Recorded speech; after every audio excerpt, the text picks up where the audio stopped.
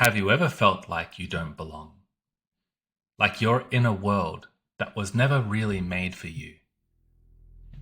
Where you walk through your days like a ghost in someone else's story? Because I have, and I know I'm not the only one. I grew up with that feeling. My parents split, and everything I knew as home had changed. A new town, new school, missing father, and suddenly I was the outsider.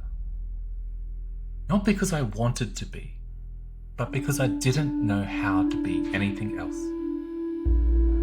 I didn't speak the language of cool. I didn't develop the charisma to charm my way in. I didn't mask myself well enough to blend in. So instead, I became the exile. We all carry this somewhere inside of us.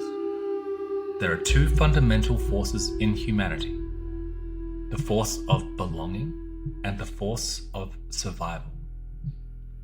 Some people were shaped in the warm fire of family and tribe. They were held, known, and folded into something bigger than themselves. Others were forged in the cold, cast out, forgotten, left to survive in isolation. Maybe for being too different, too soft, too loud, or too honest. This is the wound so many of us carry. It's not just loneliness, it's exile. A life where we must earn our belonging by becoming something we're not. What I want to tell you is this: you have never really stopped belonging. You just believed the lie that said you didn't. And that belief became your armor, part of yourself. You started rejecting yourself before the world could. And as you do this, you lock out the very parts of you that long to come home. I used to feel like I was broken. Like maybe the world just didn't have a place for people like me. But I started to realize this pain I carry, it's not just mine, it's ours. It's in the system. It's in the way that we're raised. In the way we leave home at 18, like some kind of rite of exile. It's in the way that we're fired from jobs and ghosted by our friends.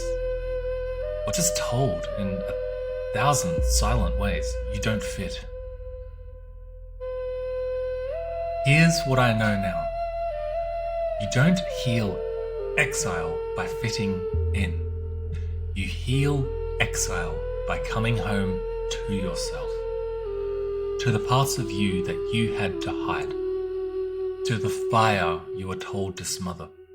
To the love you never received, but still carry the capacity to give. The first step: stop surviving and start welcoming. Welcome your story, welcome your grief. Welcome the one inside you who was never seen. Because when you love yourself, you open the door for real connection. When you trust yourself, you begin to trust life again.